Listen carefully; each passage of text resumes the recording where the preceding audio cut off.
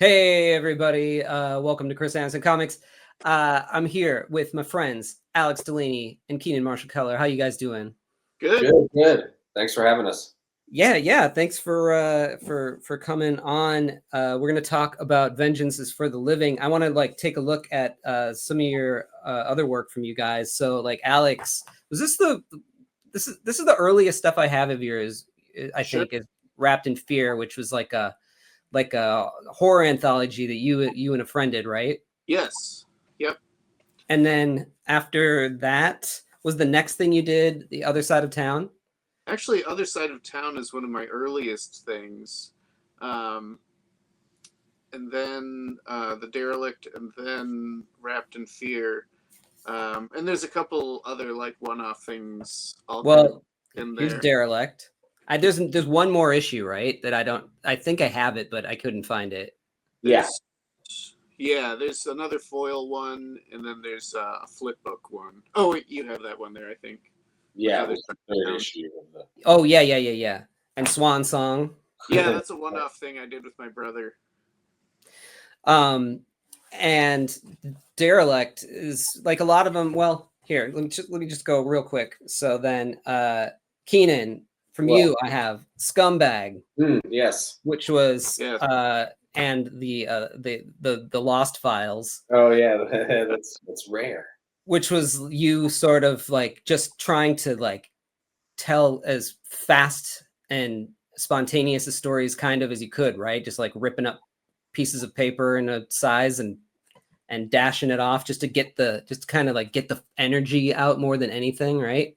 Yeah, and just be able to not be so precious about a page and remove inking, because I didn't have a drawing table at the time, so I had to draw on my lap or at the dinner table sometimes. So it was all about just being able to continue to work. So I decided to do a style of shitty graphite roughness, right storylines. That's what it became, Yeah, so it's kind of about a private eye guy. It's wild stories about this guy going around. You only really ever see the back of his head. Yeah. You never, that's the whole caveat of the whole thing, is you never see the main character's face. My whole thing was I always started drawing with people's eyes, and so I was well, maybe I need to get off of that crutch, and so I had to start figuring out how to draw without doing a face. So that was part of the inspiration too, and then the absurdity and maybe the deeper meaning of a main character you don't know the face of and stuff. It's a lot of fun. And then people know you probably most for the book you did with Tom Neely, Humans, Biker Apes. Yeah, freaking awesome stuff. And then the Derelict, is probably the thing that people, Alex, know you the most for, I would imagine. Yeah, I would think. All of these are so good, and they sort of all deal with characters who I guess you would say are on the fringe of your normal society. The Derelict is a junkie, a loser that you can't really even see the fringe. Most of these characters, they're really far off of there. Everything's just he's not even an anti-hero. He's just kind of sucks, right? Kind of exists, Yeah. It's a wild thing to follow a character like that around. I don't know any other story that really does that. Yeah, life. You think about how much time is just in a day, and if you have nothing to do ever except quest on your next way to get fucked up. Yeah, and who knows what turns your day is going to take or not. Yeah. We both have a love for shitty characters. We find the humor in the dark sides of people's personalities. Being able to see that and take it with a grain of salt. It's not it's not real, and also just being able to indulge in that. The darkness of those type of characters can be really fun, and a place for dark humor. Yeah, for sure. Yeah, it's a great playground to be in, because I'm sure we've all had parts of our lives where we've been sort of there, so we can speak to that a little bit, but not immersed ourselves fully because we're still here, right? And we're living pretty good lives. Yeah. Families and everything. But there are times when things, may have been rougher. Like, yeah. Sure as hell was for me. And yeah, like those it's you find yourself in crazy situations. So to go on the adventures of somebody who's really living something like that it's fun to explore. And the dark humor to it all, you got to laugh about it. Yeah. I hope there's some laughs to be had. I mean, I laugh. There are, for sure, in all of the work that you guys do. And I think that's like that's sort of like the thing that kind of binds the things that both of you do together. And then they come in and you do this book together, Vengeance is for the Living. So where did this come from? I saw a Derelict comic, issue 1 of his self-published comic at Arcane Comics in Seattle while I was on tour for the Humans Volume 1 with Tom Neely, and bought it immediately. I was looking, I was like, what the fuck is this? And then read it, and I was like, oh my God, immediately loved it. And the next night we were at Floating World in Portland doing a signing, and Alex came in and was like, hi. And he's like, oh, I do that comic over there. And I was like, holy shit, I bought that in Seattle the night before. And I was like, oh, wow. And he was just really nice. And I immediately was like, oh, I love this like style and point of view and like dark humor mixed with grittiness and like the realness of it. So I was immediately hooked as a fan of his, and then we just started talking. And when at one point we're like, you want to do something? And he was like, sure. And so I pitched him a couple of ideas and he picked this one. Yeah. And I wrote it and then he started drawing it, And it took a while because it takes a while, and each one of these are so big and get bigger. They are.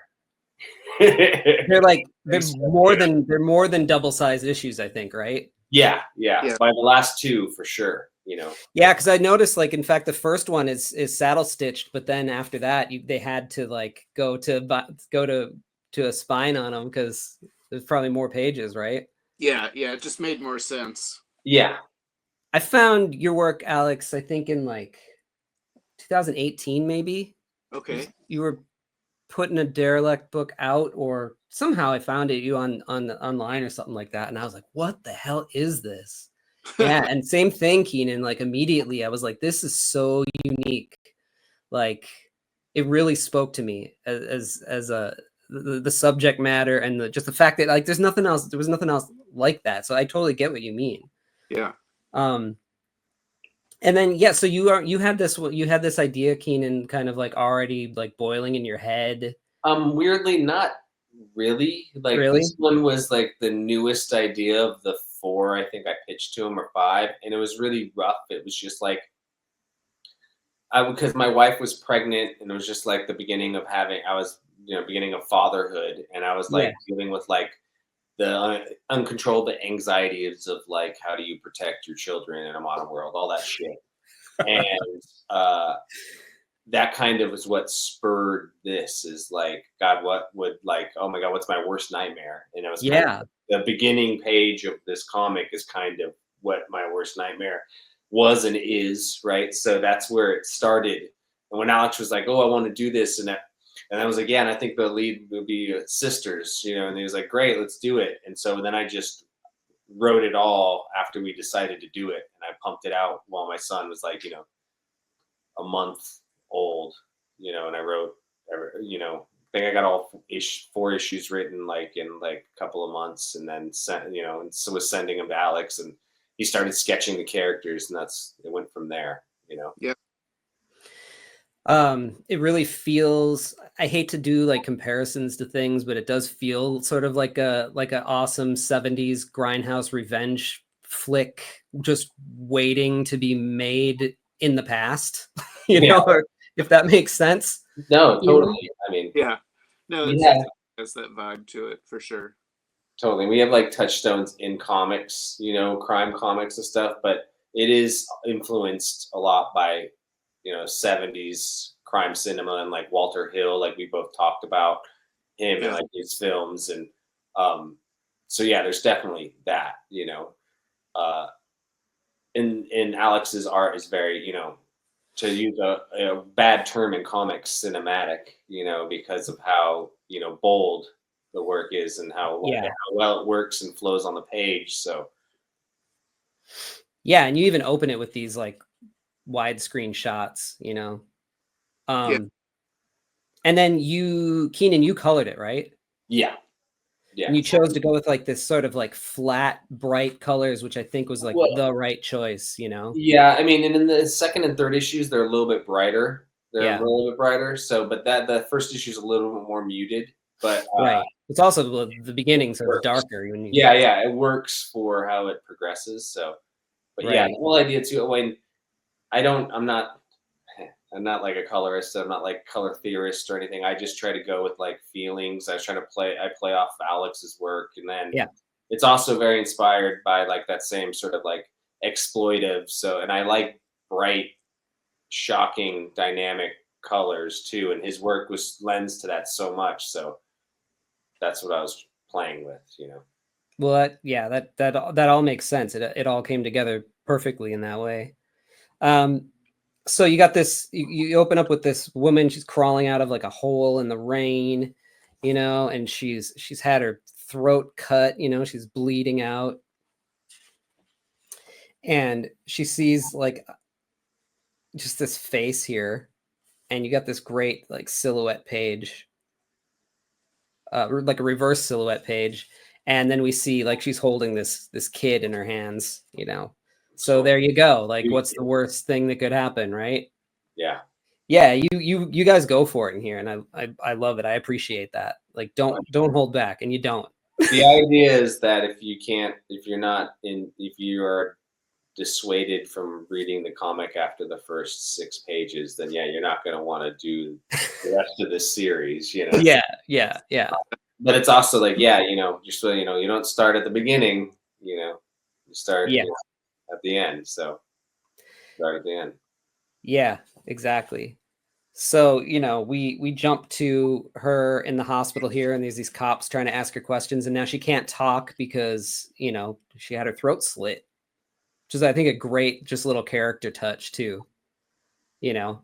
And the thing is too, as you go along in the story, you know, she starts to heal a bit, which is, and then, you know, is able to talk and starts in whispers, and then it starts in her having to write everything down, and then, you know, eventually she's able to talk, and that I love that like progression.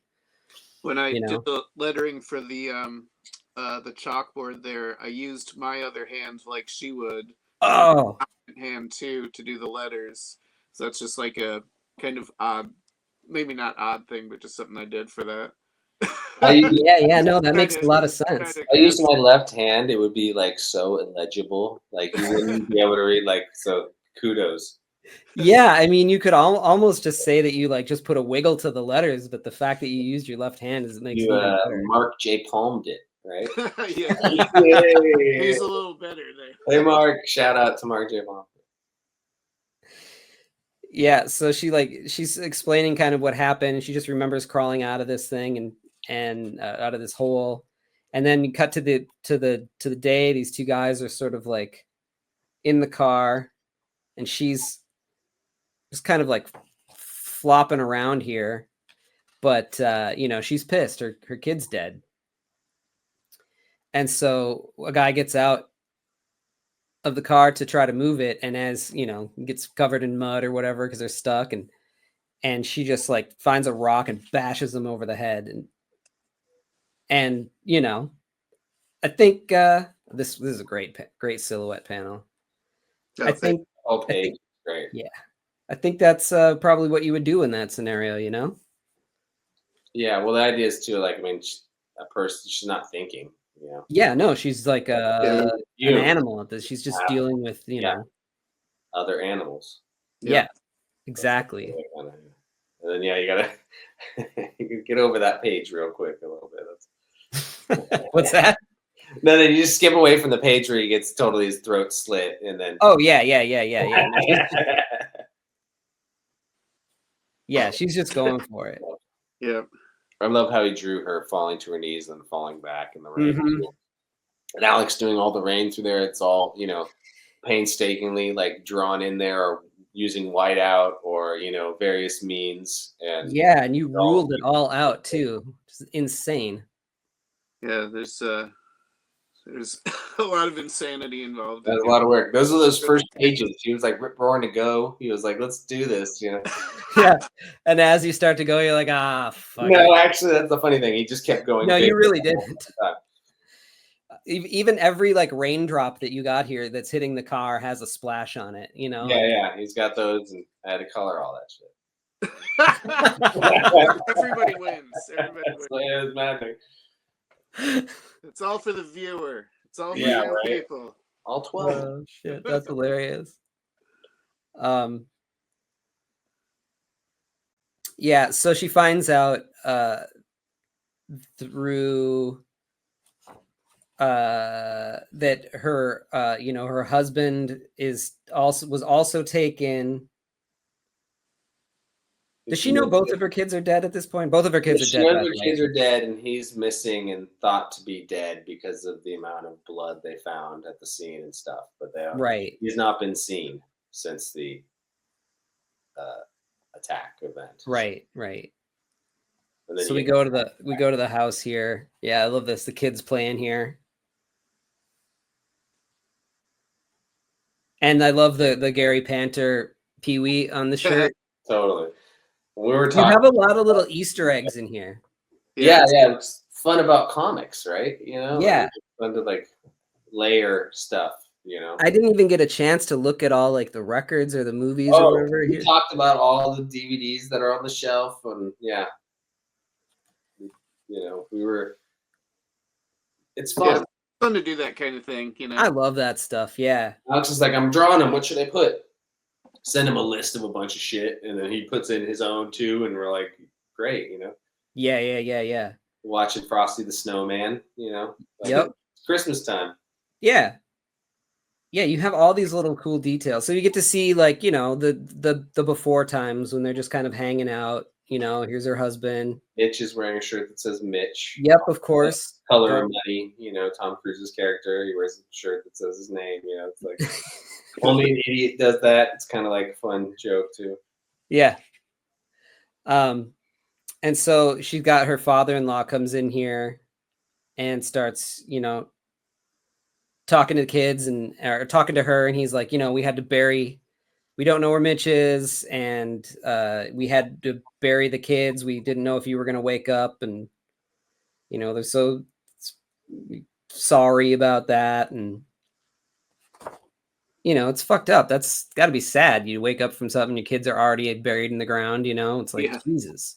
Just trying to like compounding already horrible situation. It starts out so bleak, and and yeah, sorry.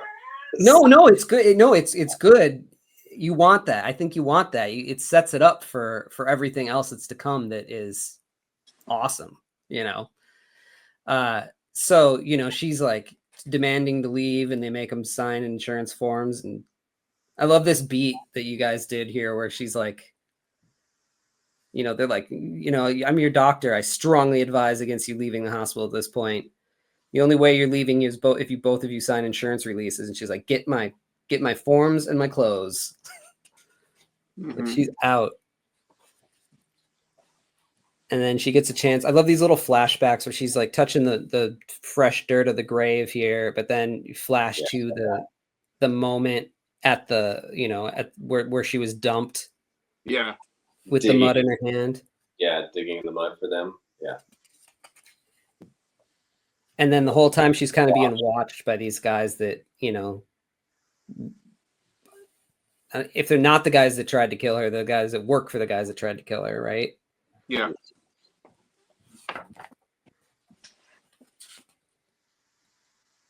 And then, just coming home, she's flashes back to seeing her. This little tiny picture of this kid just getting blasted in the head. Yeah. It's pretty awesome. And Alex gets the good, like, shrugged, like, head down of Sheila there, too, in the foreground there. Like, yeah. Really good. Yeah, I really like the expression of panels. It's brutal, but it's, Yeah. And you did a great job of lighting her, like in blue like that to make the distinction between that's happening now versus her memory. Yeah. Yeah, that turned out great. And then the blood stain and everything. It's like cut out of the rug is kind of what it is. Yeah. Oh, yeah. Yeah. Jesus.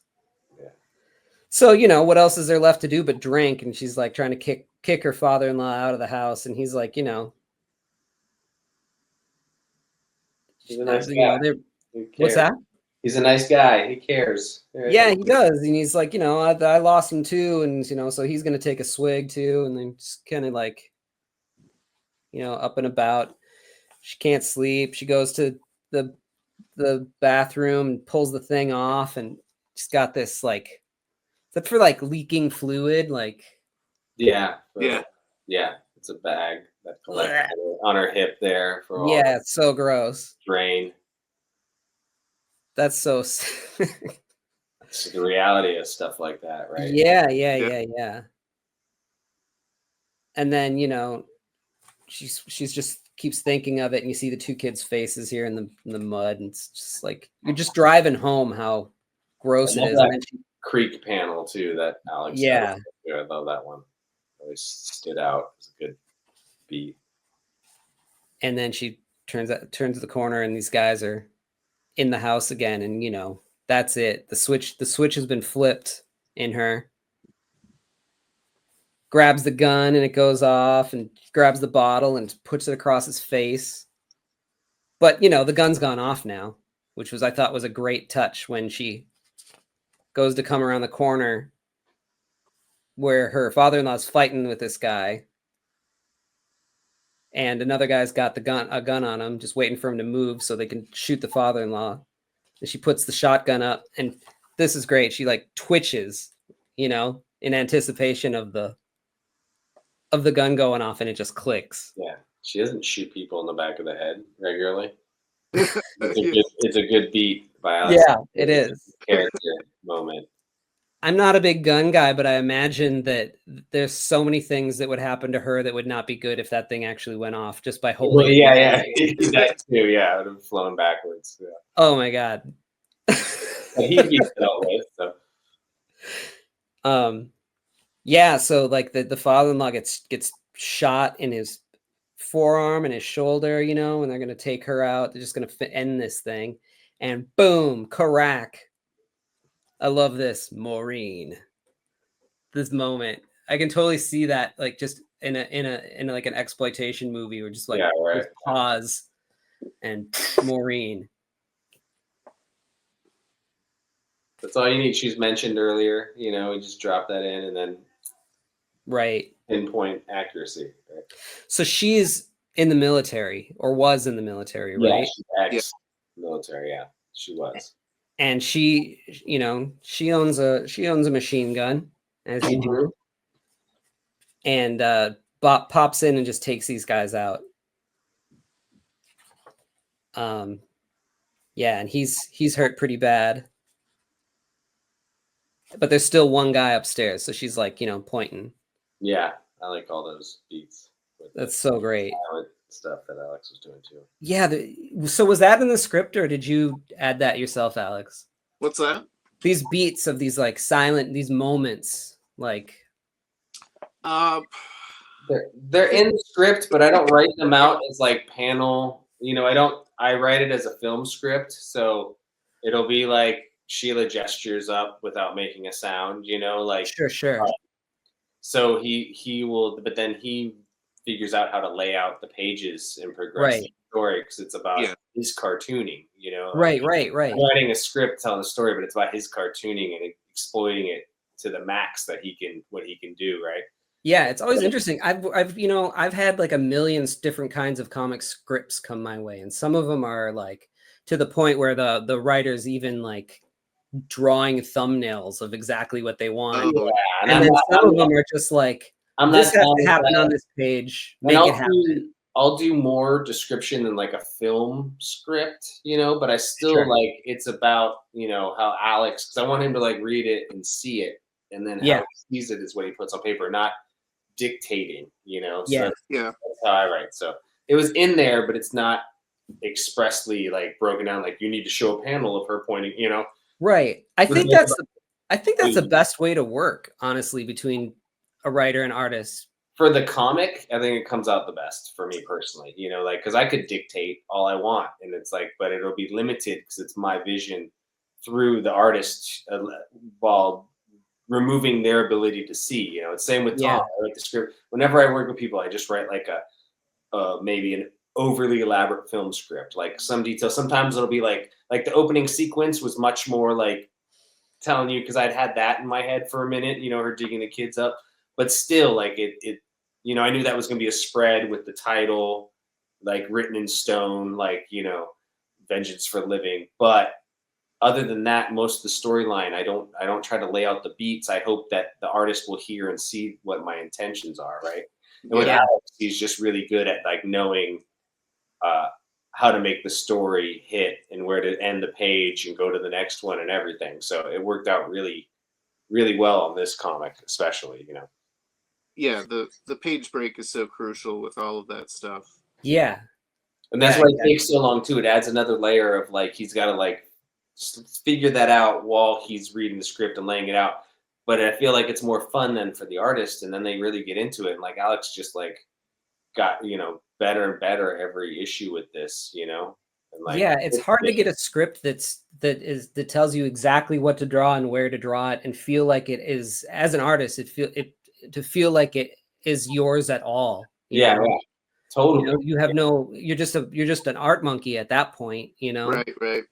So, in reality, comics, it ends up being whatever the story is, the artists more than the writers, just because it's a visual medium. So like that's why when I write, I do it like that, and the collaboration too, because it's like fun. Like Alex is like sending me pages and like, fuck yes, you know, like, yeah, certain things are exactly how I would have thought about them, and then other things are a little bit different, or coming from a different thing that comes around and makes more sense. And it's like, so it's great. It's really collaborative in that way, you know. Alex, do you go from your gut, or do you have like loose rules in your head for composing a page when you start out, you know? When I'm putting a page together, I think about a lot of what has to happen to get to the next one. If I'm working from somebody's script, that involves me just doing thumbnails all over the script. I never want to overload a page where I feel like I'm cramming too much action in and not giving the story enough room to breathe. Mm-hmm. So, especially with something like Vengeance, where there's a lot that happens, I wanted to make sure that every scene had the proper breathing room for it. So I think that was one of my biggest concerns with laying it out, was I didn't want to rush anything. You know, none of them were ever going to be a 28-page story. You know, it's just too much. It would be insane if we tried to cram any of that. And it's something we talked about right at the beginning, was like, fuck a 32-page comic. Like, each one of these will be as big as the comic needs to be. Yeah, exactly. As long as it takes to make the issue. And so once you got rid of that, then Alex was like, oh, okay. And he had so you could really be free to let it pulsate, right? The story, like, breathe, right? You know, come in and out, you know? Yeah. I mean, if you think about the page count on this entire thing, it's pretty close to probably 8, maybe more, just standard comic issues. Yeah. And then it's so when it's all boiled down, it's like each issue is like a double sized issue. Yeah.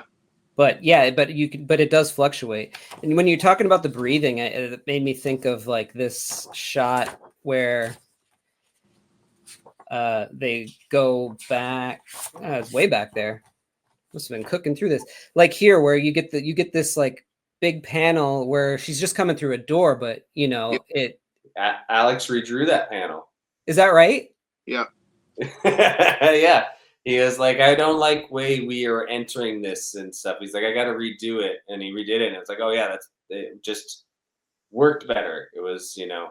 Yeah, because it gives you time to feel the room, to feel their life, you know. Yeah.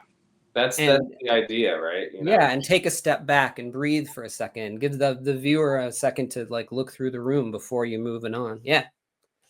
And even like when she's smoking the joint and listening to the Muppet record, yeah, that was like really important, for me. yeah, Like character stuff, I really want to like, because it's a nonstop after this point too, so right. anywhere we can do any like highlight character and build on maybe somebody's emotional resonance with this material, so like that and the way he handled it, I really love that page as well. Yeah.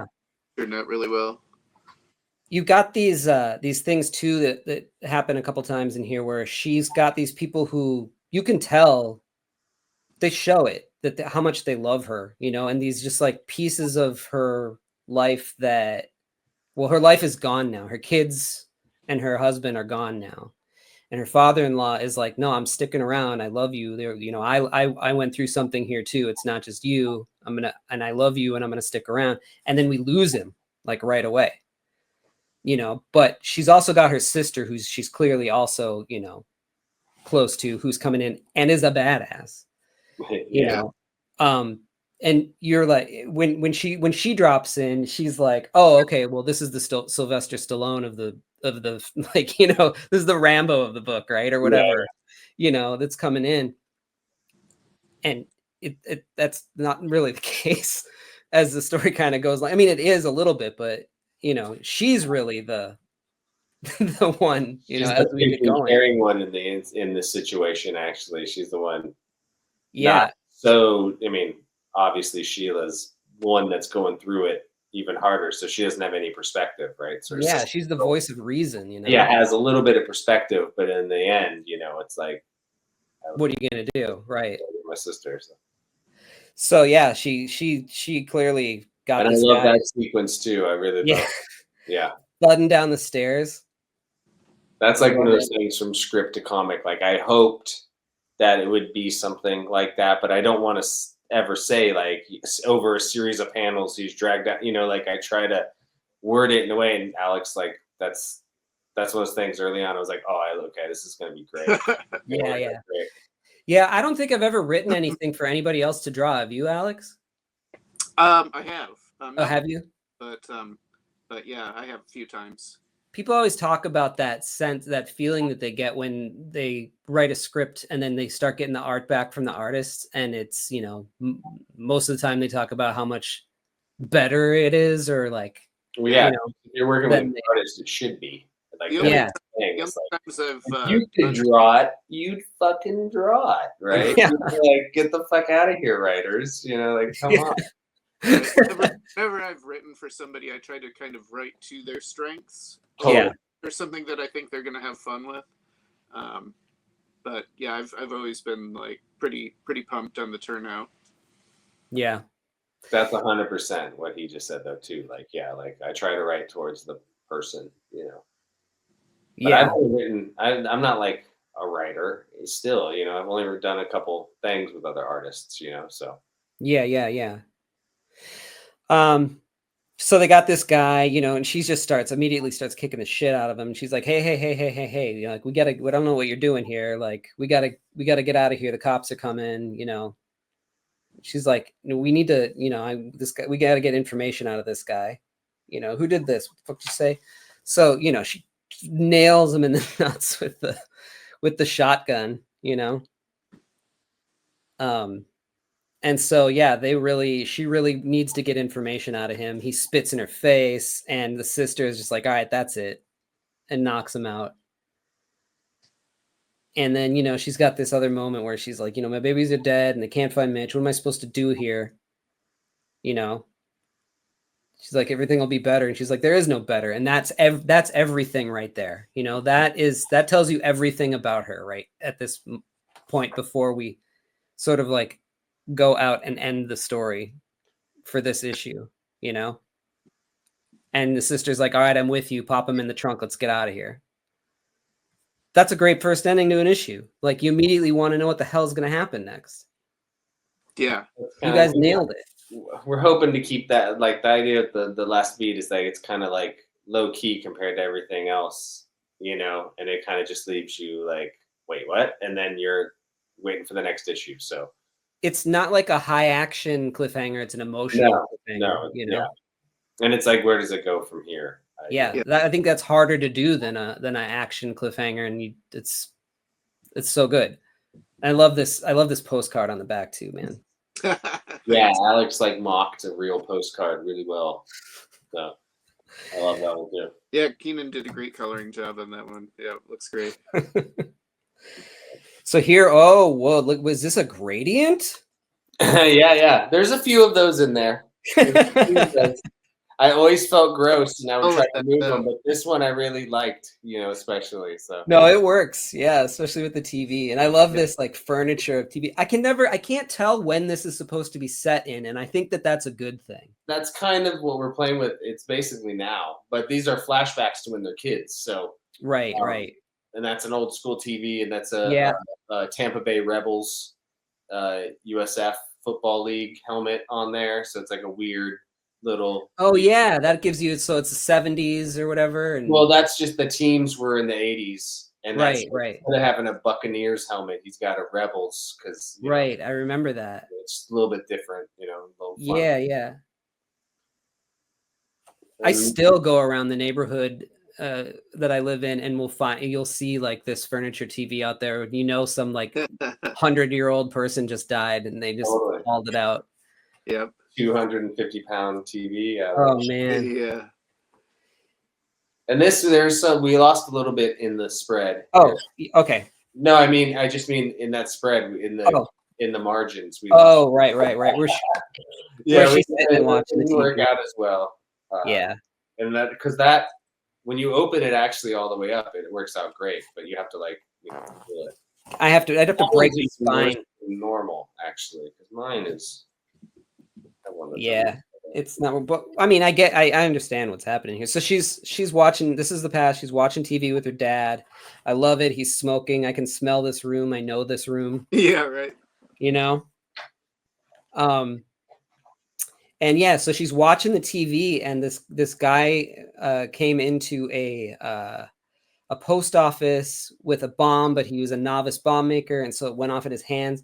And for a second on the TV, they showed the guy, is what she's talking about, and that was the first time she saw somebody die, right? Yeah, a dead body. Yeah, that's the whole story. And that guy is supposed to. He looks kind of like somebody. Alex, right? So the idea is I'm supposed to do draw himself. Supposed to be based on me. I guess I would be a novice bomb maker. Yeah, and I love this line where she's like, asked her dad, like, why did that happen? She says, I don't know if there's anything that we can do about it, kiddo. Man's capacity for love allows his hate to spring eternal. Wow, were you reading Big Ethel before you wrote that? That's just like an old thing that I came up with. It has to do with like a lot like Lutheran Church, all this weird, propaganda back. Like it's something I thought of a long time ago and finally put in print. But yeah. It's way too deep for a 6-year-old girl or whatever she is at this time to ever hear, right. No way that's hitting at home, even though she's like remembers it, but then it's not making any sense. Right. Mm-hmm. My dad was good at that, like telling me things. So and then when I'm 25, I'm like, oh, okay. Oh, yeah. Now it hit you. When I was 7, like, what the fuck are you talking about? Yeah, right. When I was a teacher, I taught, like elementary and preschool for like 18 years, and I was a big proponent of talking to kids like they're adults. Yeah, because they pick it up, and even if they don't get it at that moment, they're gonna get it at some point. Get it at some point, yeah. You get it at some point.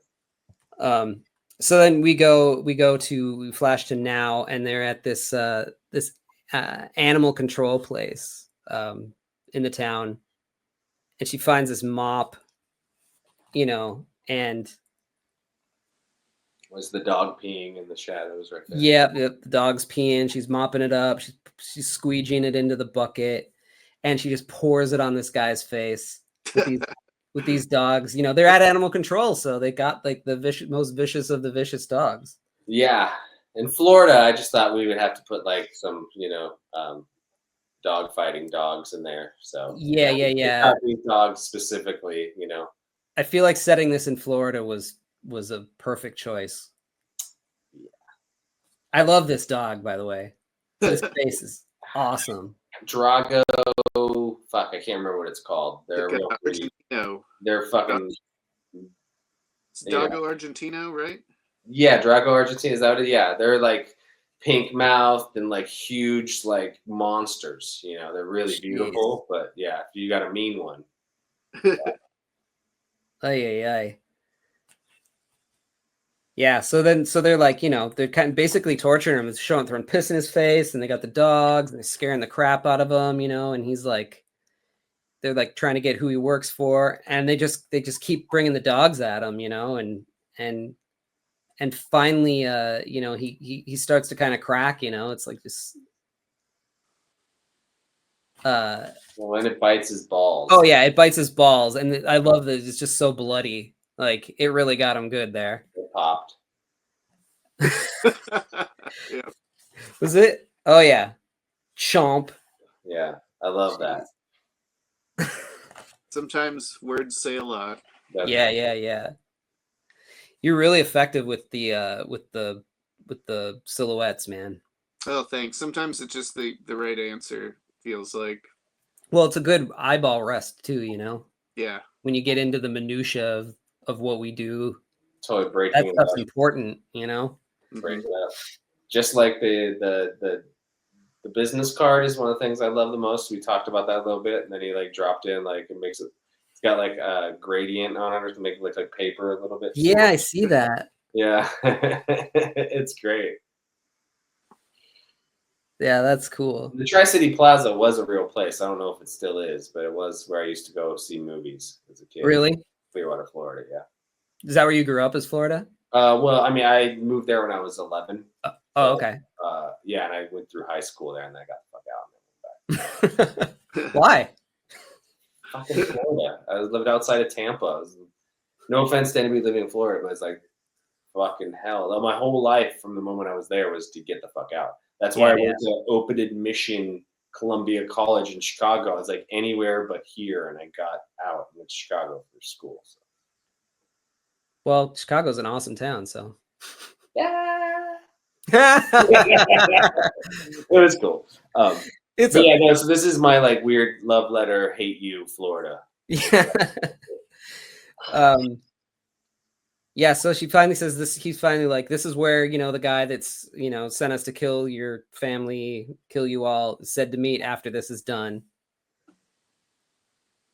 And so then they're like, all right, we got the information we need. They let the dogs go on them. And then she's like, what the fuck? And so she shoots the dogs. She's just getting colder and colder. I love it. I mean, I don't love shooting dogs, but as a character point in a.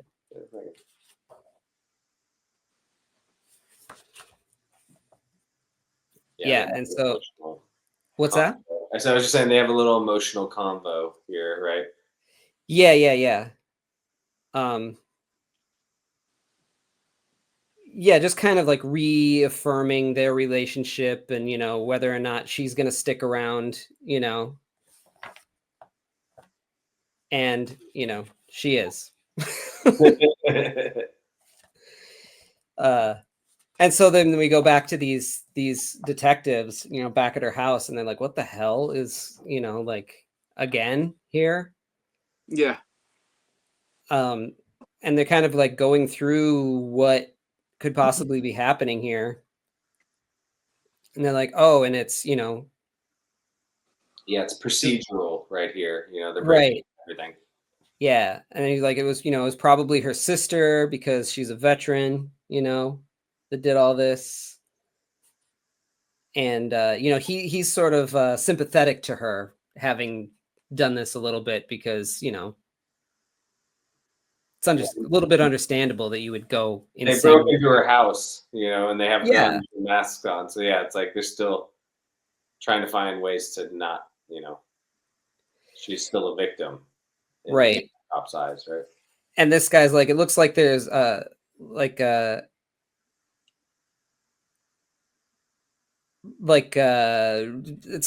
some point here to talk about how like somebody's missing because there's like blood upstairs, right? So they're like, They know they can tell that they dragged the one guy out because of the blood trail and because where he was attacked upstairs, and they don't have a body. So right, right.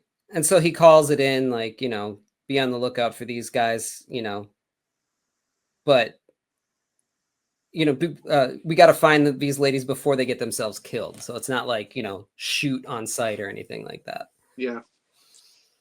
And then, yeah, you get back to this, you know, moment right before where, you know, they're having this sort of like tender moment with the kids, and he's talking about how they love the Muppet record, and he is basically just selling weed. And you're like, well, you know, it's weed. Like, weed dealers don't get killed. This is 2024, but yeah, they do. Still not legal in Florida. Still not legal in Florida. And yeah, like it wasn't so long ago, I knew a guy who was, you know, even though it's legal, selling it, and somebody busted in and shot him 6 times here in LA, and he lived. Man. It's like, whoa, dang, guy. Like, okay, time to stop, maybe. Maybe I'm telling you something. Yeah, maybe. That's crazy.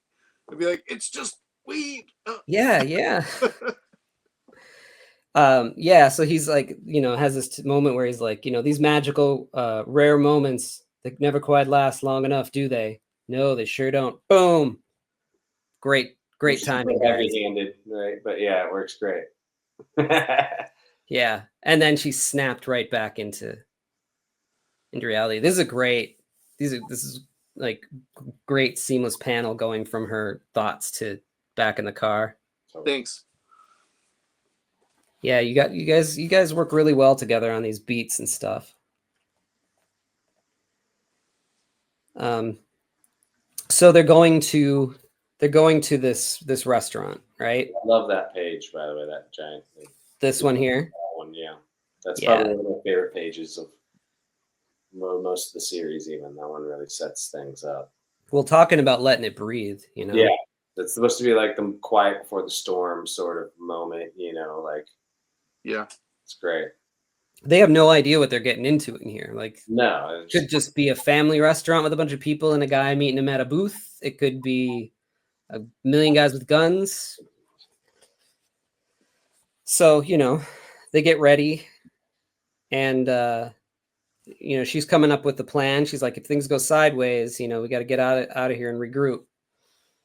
You know, and she's gonna come up with a plan, and she, you know, she knows there's no plan. This is what's going to happen. Everybody's going to die is what's going to happen.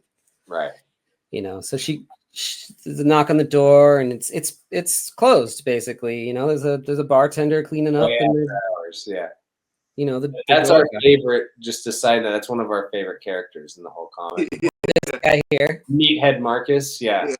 We have like a whole, like, yeah, we have aspirations for more Meathead Marcus, even though you'll see it's not going to be in the future or anything. Right. It's going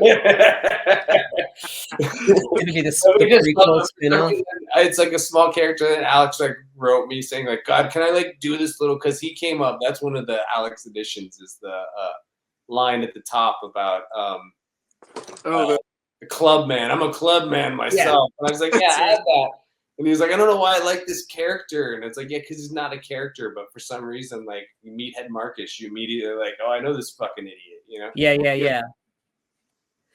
Yeah, it's gonna be like the Better Call Saul of you know, the world. Yeah. You fall in love with like the weirdest things, you know, when you're making something, right? That was one that we both, when he was like told me he liked that character, I was like, I do too. I actually love him. I wanted to make him bigger, but I thought it would be too weird with the pasting of everything. So I was like, no, but well, you'll have to revisit them.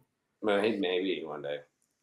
So they come in and they just like, you know, they tie him up, and, you know, they take Meathead with them and like, lead the way, man. Take me to this guy. And they open it up, and oh shit, it's just full of guys with drugs and guns, you know.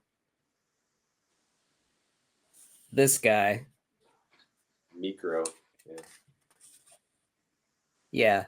So, you know, they're in a little bit over their heads, but that's okay. I love that part. Cracks me up.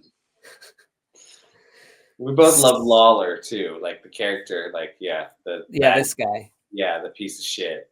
Yeah. Horrible.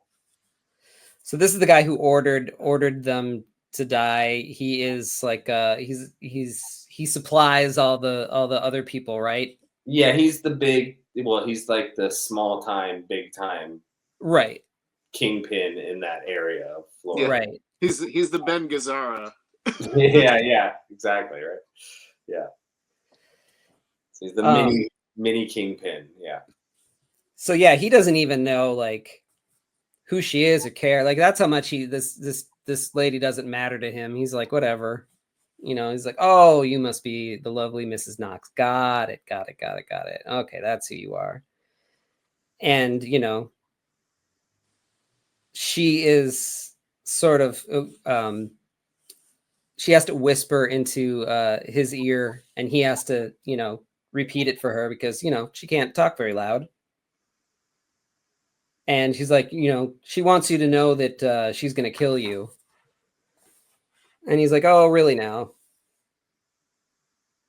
And then he's like, yeah, well, first of all, they've got the upper hand on her with the firepower. But then you've got this thing where she's like, you know, here, your husband is alive. Here, take a look at my phone. And she picks up the phone, and there he is on this disgusting mattress, naked, soaked in piss. This is great. I love the eyes, everything about this. That panel is amazing.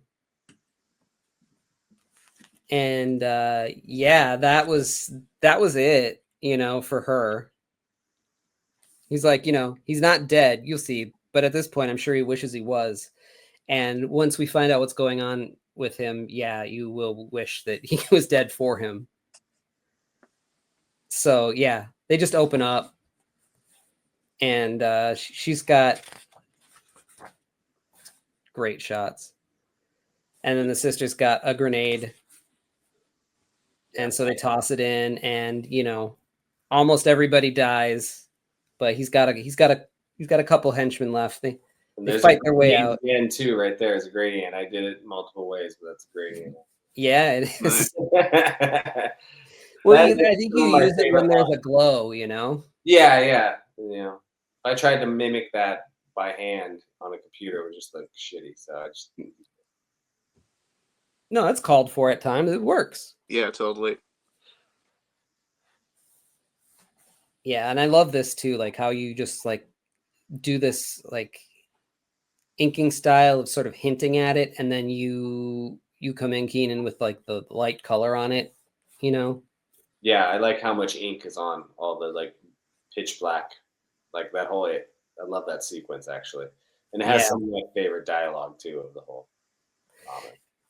Yeah, and then like the bullets whizzing by here. Yeah.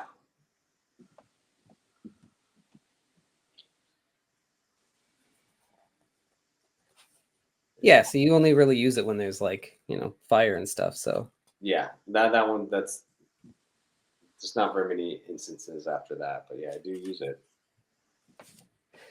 So then they call the sort of safe house or whatever you want to call it, the across town, to the people who are watching her husband.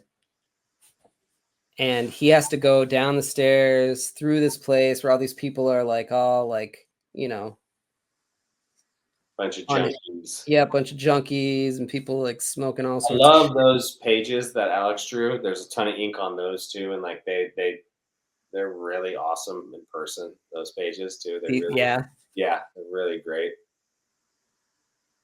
Yeah, and I love how you just kind of see his beard, like his gnome. He almost looks like a naked gnome walking through this. They're all on mushrooms. And then they get to this room with these guys and they're playing Nintendo or whatever it is. Yeah, they're playing video games. This guy looks familiar. Well, I mean, the guy at the beard, does he look familiar too? Oh yeah, does the original thug in the beginning of the comic look familiar to you? That gets piss thrown on him. Oh, that's funny. No, I didn't notice that. Look like anybody too? What do you think? Which one? This. That guy. This one? Yeah, Zarit. No, I'm talking about on my Look on yours. The first guy. We Here, have a pull it bunch up. of Easter eggs of cartoonists. Here, pull it up again. What do you think that looks like?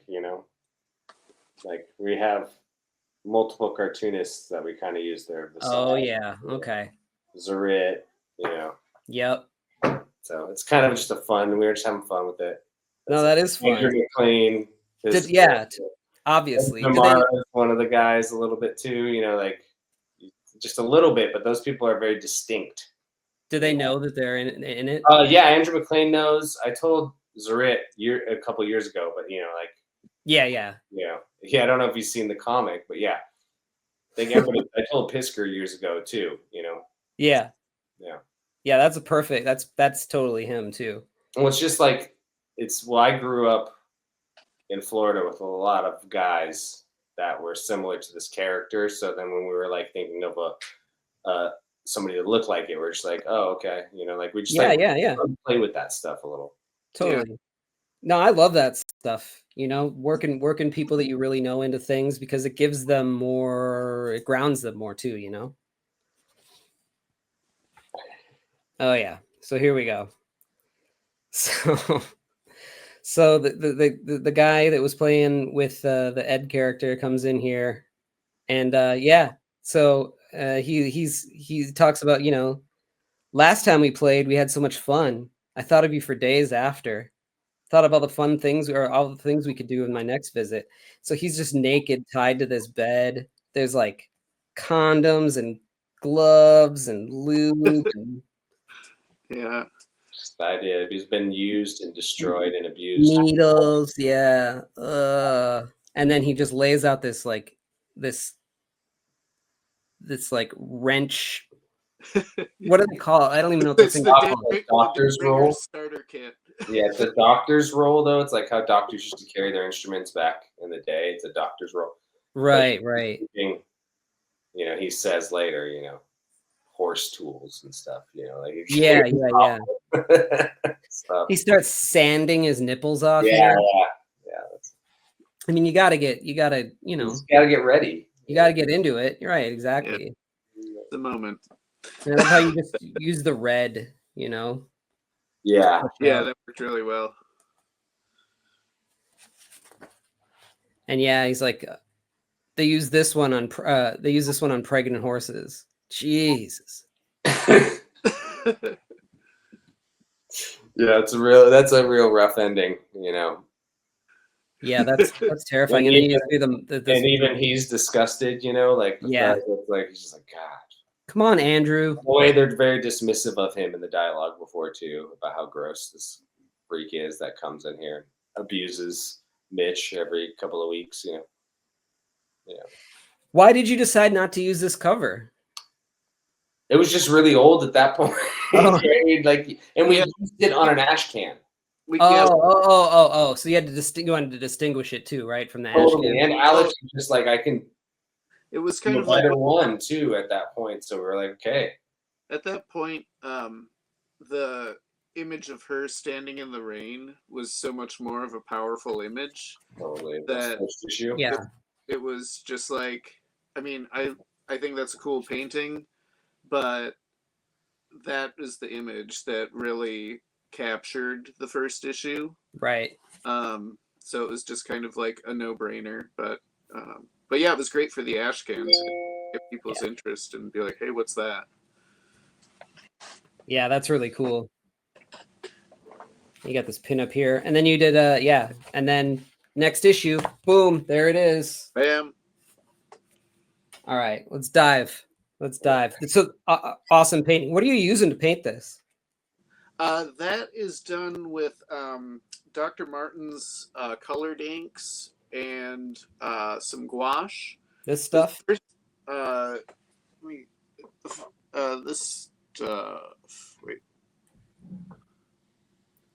Let's see which one that is. Bombay. Okay, yeah. India ink. But yeah, it was the first time I got some of those for a gift a few years ago, and I was like, I'm gonna try them on this. And yeah, it went pretty well. They're super vibrant. A little goes a long way. That's so crazy. That and gouache. Yeah. Okay, so when we left them, we saw where her husband is. They had just completely destroyed the boss's restaurant. He's not happy about it. Steak and seafood grill. Yep. And now a storm's coming. So they need to go and find like a place to lay low, right?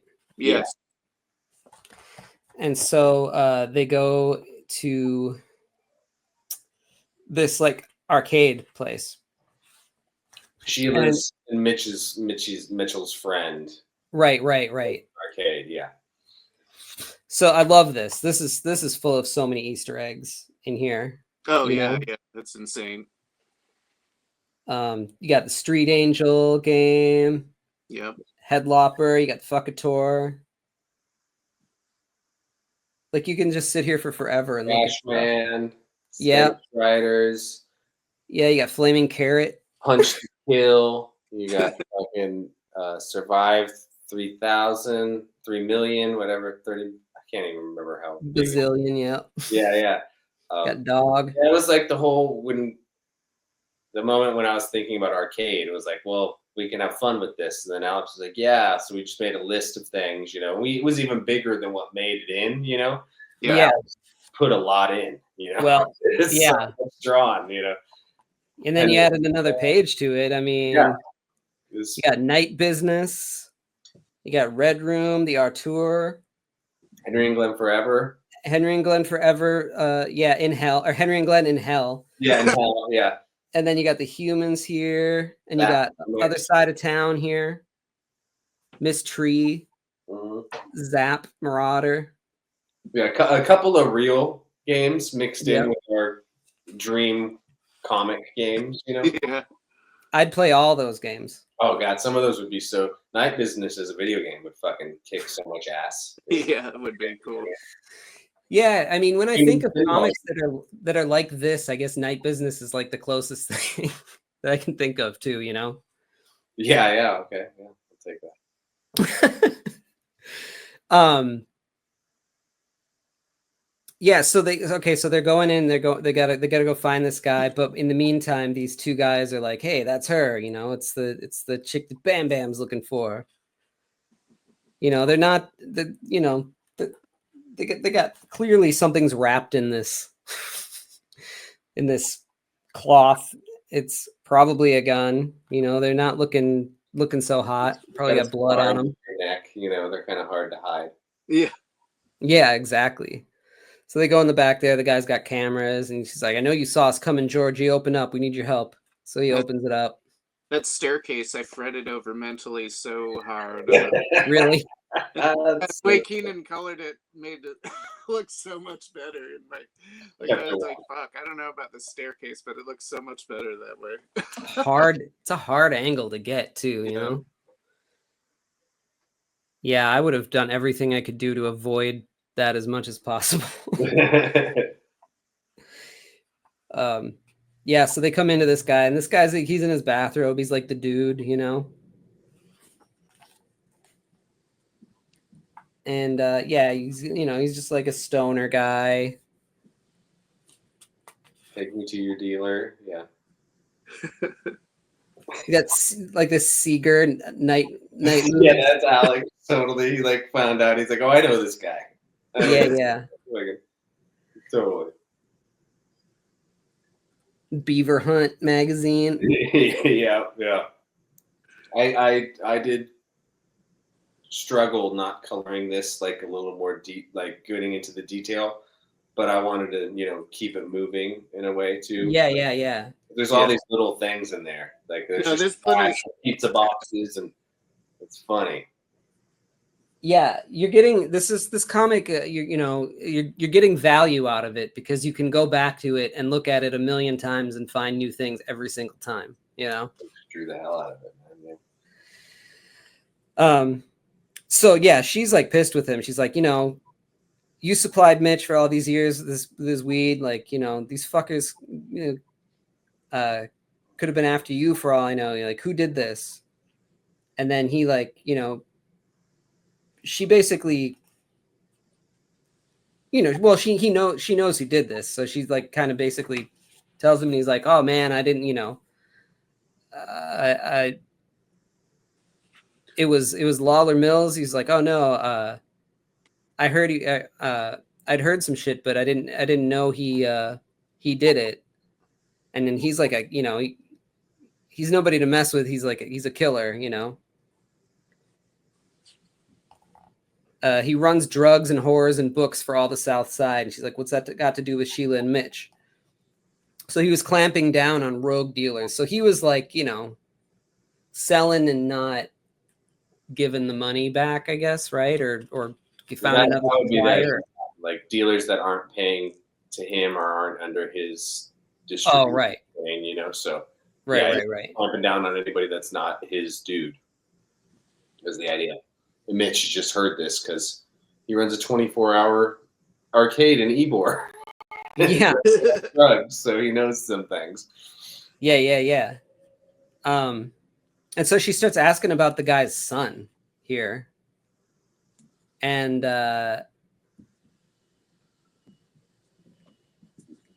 he got his son out of town, after what exactly happened here with his son? He's filling in the ideas that Dalton is the young guy who's actually the one that killed her family. That's Lawler's son, and since then he hasn't been seen. And so the word is he's been sent to Europe or he's out of town. Right. Everybody's like looking for him, and she's looking for him because he's the one directly, not Lawler. It's his son that's directly responsible. He's the blonde-haired guy that's in the first comic yelling. Oh, right. So that's who she's kind of looking for. So he's just saying, I haven't seen him forever. He was always a piece of shit. Yeah. And he knows about him from hanging out at the arcade and being involved in drugs, So she keeps like coming at him, and she's like, Mitch was like a brother to me and your babies. They were like, and he's just bawling. And then his sister's like, like go easy on him. Like, obviously he had nothing to do with this. And like, he's got some pizza. And she's like, he's like, who is she? And he's like, that's my sister. He's like, nice to meet you. He's like, are you fucking high right now? How high are you on a scale of like 1 to 10? And then I love this like moment, like a 6.5. Yeah, Alex killed that. Mushrooms plus, pills and coke and it is, he's a little Georgie Porgy's a little soft-headed. He's not, he means a bit like slow on the uptake a little bit, and he's really high all the time. So yeah, but he's like super sweet and endearing too. Yeah, he's a nice guy. He's just and you is another character like the father-in-law that like you can tell is a nice guy and really loves her family. Yeah.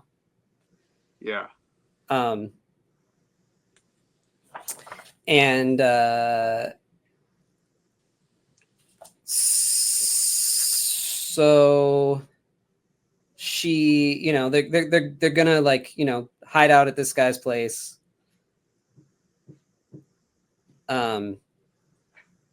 And she talks about how, no one's looking for Mitch, right? So, it's kind of up to her to find him. Yeah. Is that what's kind of going on here? Yeah. She's just saying that, the cops aren't doing shit. They don't think he's alive. They think he's dead. And so, yeah. But then she's just like, she's hit the wall. So she's just exhausted. Yeah. And so she, she's got to take a shower first. And then we cut to, what's his name? Lawler's place.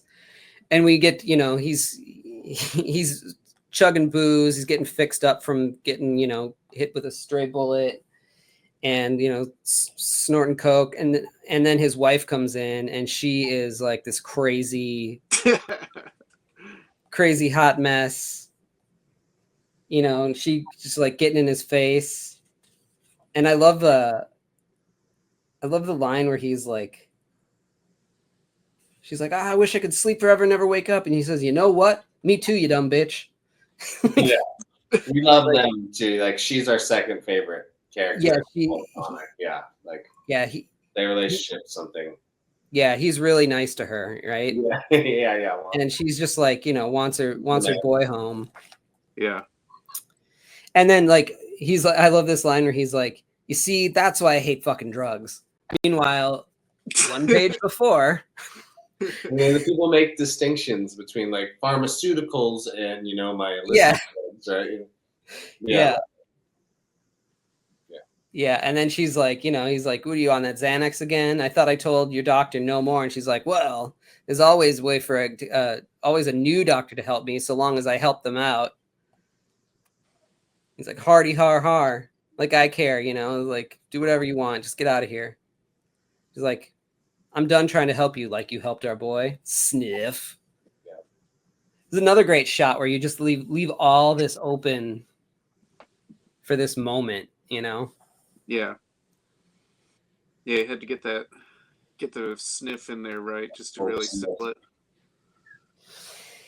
And then she's out of there and he gets this call, you know, that the Bam Bam knows where they are. So he's like, don't send anyone, I'll take care of it. And then, you know, you're back to the cops and the cop gets this all of a sudden gets this hot tip that he knows, somebody knows where they are. So they're on the other side of town. They squeal out. I love this. The screech. Those colored really well, Keenan. I really like those pages a lot. Yeah. Yeah, this is so, it's so like graphic, you know? Yeah, really dope. It's like laser beams of light shooting out of it. I love it. And then, yeah, like how else are you supposed to do it but with a gradient? No, it's awesome. That second panel is Rizzo, actually. So Yeah, yeah, it's a Rizzo. Yeah, just that single panel. Yeah. So we get this shot of her. You know, she's in the shower and she starts. You know, just as soon as she starts to relax, you know, the thought of the mud comes back to her, and she's just like at about as low as she can get right here. Living flashback. Yeah, and she comes out and takes the bandage off of her hand finally, and just sees it's all just like cut up, you know. And so she comes over here and she's just, you know, gets that moment where she's like, fuck it. And she starts clipping off all of her hair. And her sister starts talking to the dude here. And she's like, you know, building like a improvised explosive here, right? Yeah. Yeah. You know, just in case. And then he's online and finds Lawler's wife is a like a real estate agent, right? Well, that's like a you know, an online piece about their house and her. Oh, right. Oh, okay. Or whatever, So right? oh, yeah. She's living a life, Clearwater socialite. And... Yeah. the Real Housewives of Clearwater. Yeah. It's just some goofy shit he finds online. Yeah. But you know, they know where they live now, I guess. Yeah. You can probably find out the plans of the house too, if that way, if you look close enough. And so she comes out and they're like, whoa, you look mean and scary. And she's like, yeah, I didn't want to look like myself anymore. And so he's, you know, he's a little bit paranoid too. Yeah. So he's got all these cameras everywhere. And they see the cops coming in. So he's like, we got to get out of here. And he's like, well, I got a car. You can take it. And she's like, listen, no guns. You know, there's kids out there and we don't want, you know, we're not killing any cops. So we just got to sneak out. So she says, stay behind the pinballs as you move. They might not see you if you're careful. So as they come in, you know, he's ready to go guns. The mustache cop is ready to go guns ablaze, and the other one's like, dude, there's kids around here, you know. So they're on the same. He's on the same page as the ladies are.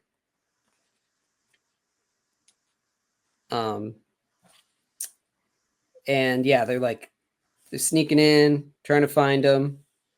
Guns out, which like Surprised nobody's like spotted that yet. Just walking through. And yeah, they're all the sound effects that Alex has put in. All them. Oh yeah. Ting, ping, ting, you know, like really me. And they're all cut out and paste ups. Are they? Yeah, Xeroxes. Yeah, you'd go crazy otherwise. Yeah. You don't want to fuck it up, right? So as they try to sneak out, I love how you kept the continuity of the pinball machines too. Yeah, that was like you could have just thrown any name on there. Nightmare for both of us probably, because the coloring of it too is like yeah, you do right. And then that's actually what's that game called, Alex? Fucking which one? The one that's talking. Oh, Pinbot. Pinbot, yeah, that's the actual. You know, that's what it says when it speaks. You know. Oh, really? Yeah, that pinball. It's a great, actually a really great game too. It's a really good one. That's why it's in there. Awesome. Yeah, just a cool little extra touch. Yeah. Well, I mean, it's perfect for what's happening too. Yeah. Yeah. And then, you know, he turns and he goes, they're running away. Kids are freaking out. And he goes and shoots and he hits a kid right in the neck, right in front of her. That part is falls down. And she sees her kid, you know, as this kid's dying. Like, come on, let's get out of here. And, you know, they're kind of ducking, covering. And the bald cop is like, you know, the hell are you doing, man? They shot first. And so she goes and shoots and hits the arcade and the glass shatters into his face. I love that. Yeah, I love that. I love the panel at the top too, where she's flashbacking to the rain. Yeah. Do that. Alex did. That was great. Yeah, that one turned out nice. Yeah, and it's great too you're doing a great job doing storytelling with the colors too, you know, to lead us back absolutely. There. Trying to keep it, consistent with that. Yeah, so he just opens fire, you know. Yeah. They're out of there. You got Contra here. Fucking A, right? We got Contra. And so you know, this guy comes out and he's like, stand down. And she just charges him. She's not gonna shoot. Yep. You know, nails him. And then she just like, I don't know what that wrestling move is, but she's doing an arm bar. But earlier it talks about she took Krav Maga for a while, so her sister got him for her lesson. So, but yeah, she arm bar. She basically breaks his arm. Yeah, he just crunches it. And then as they're fleeing, Georgie Porgy. Yeah, Georgie gets hit, and they get him into the car. They take off. These are great shots. I love that whole page that Alex drew. The blam, blam, blam, blam, blam, blam. Yeah. The intro Ebor sign and everything. I love all that. So good. There's a lot of ink on that page. They're pretty messy pages. Man. Yeah. And then as, you know, you get this moment where another sweet person came along who loved her family, and that's it. He's out. He's like, is there a God, Sheila? Am I going to be judged? No, Georgie. No God. No heaven. No hell. Just peace. Good. Peace out. And then, yeah, they're out of there. And we cut to the cops showing up at Lawler's place. And, you know, this guy's trying to interrogate him, kind of, and like, you know, and where's your son? He's like, he's out of town. And he's like, and the other cop's like, you know, we don't want to offend you. And he's like, no, I'm sorry. You just, how were the tickets to the, what was it? The Polish. Yeah, dance. I forget what it was. Yeah. Like that's what he bought him with, is like yeah. Well, you basically find out how much in the pocket the Brian Kroshich character detective is, and then and then it's like now we're trying to get Detective Maurice involved as well. So right. Kind of turning a cop right here is the idea. Yeah. So he's like, at first he's not having it at all. And then he's like, you know, here's some this woman's coming at me. She destroyed myself. How is she innocent? She blew up my business and she's trying to kill me. How's she innocent? Nobody's innocent, And then he slides some money over to them and is like, here's like 25 grand a piece for both of your on both of their heads. It's like some money for your medical bills or whatever, right? Medical bills and to help his daughter get into Brown University. There's also right. And so they're like, he's like, I want that piece of shit husband moved here. We got a storm coming, and I want to be ready for it. Bum, bum, bum. What were these for? That's the inks of the next cover, issue 4's cover. Oh, sweet. His inks. So okay. And then we got a pinup by Tom Neely. Yeah. And of course, there's a horse in it. Yeah. We've got a whole horse connection between Alex, me, James Callahan, and Tom Neely. So yeah, there's a weird horse thing going on. People might understand at some point, but I love Tom talking about horses and how they're all knuckles. Yeah, and how it's so easy to draw horses. I don't know why people have problems with hands and horses. It's just like, God, Tom, fuck you. Okay. But yeah, I love the Circus Liquor sign. It's like right down the street here. I love that, and the coloring too of like the LA Twilight kind of background. It's like very, it's more LA than Florida, right? But it works really good. Yeah, so good. And then here, what's this one? What's this one from?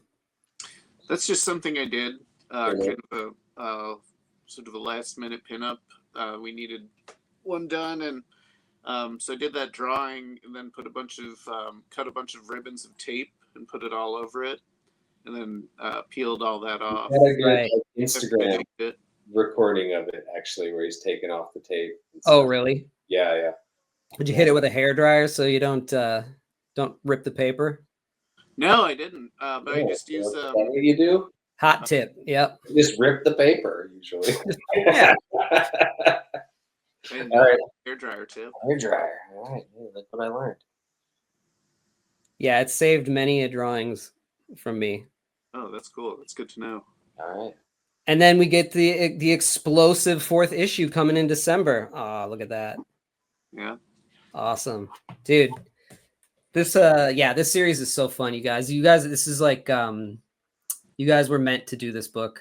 It's so good. It feels wild to see it all in existence right now, and it'll be really cool to see the 4th one hit. But yeah, it's really exciting, and I love this comic. I think it's really cool. I was telling Keenan after I read the first one, just read it as like, just reading it for myself. Like I was like, yeah, this is a good comic. I got a comic high off it. Where you're super stoked on it. So yeah, no, I think it's a really cool comic, and who knows what'll happen with it, but it exists. Yeah. It's out there. Well, that's half of it, isn't it? Or well, that's all of it, really. Yeah. And anything else that comes after is, cherry on top. Yeah. But yeah, man, God, thank you guys for coming on and just like going through this and talking about the process and stuff. That's the stuff that I love to talk about. It's like when you get into it. Totally. Because, people don't know how this stuff is made, how the sausage is made. And it's funny for everybody too, So. It is. And that's why I like to hear different people's thoughts on it, Some people do it wrong, and then there's the way we do. No, I'm fucking joking. Yeah, like everybody does different, and you can learn and pick up things from everybody's, process. Exactly. Artists like process so much, Yeah. I mean, it's not going to make you a better artist by just listening to it, but if you put it into your practice, little thing here and there, that's how you become you as a creator. Yeah. So it's helpful to think about. So the last issue is coming out in December. December it is. December 15th, and then around that time. Okay. And then for that hard to shop for person on your list. Yeah.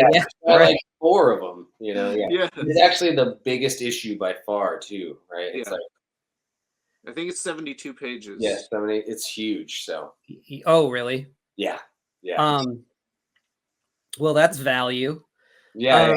And then, I mean, if your shop can't for whatever, your shop can order the first 3 for you again because it's just at Floating World, or you can go to Floating World, or into the shop in Portland yourself and grab it.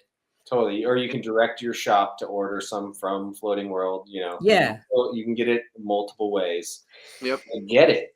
Yeah, and get it. It's phenomenal, and more people need to read it and just soak it in, because there's so much to look at in it. You guys are just crushing this thing, and I can't wait for the 4th one to come out and read it. And yeah, I guess just thank you guys for coming on. I'll put all your information and whatnots in the show notes, and people can go there and grab it. And thanks for being patient with us doing this too. But thanks, man. Yeah, it was fun. No problem. Yeah, thank you guys. All right, I guess then we'll talk to you later. All right, Chris. All right, bye. See ya.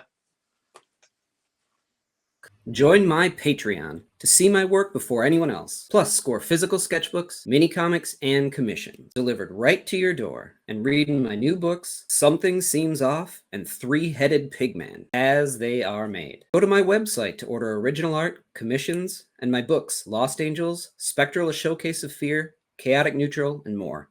Gray Matter Drip, The Art of Chris Anderson, is available now from Cosmic Lion Productions. Here are the upcoming conventions I'll be at the time of this recording. And don't forget to like, follow, and subscribe. It helps spread the word. Thanks.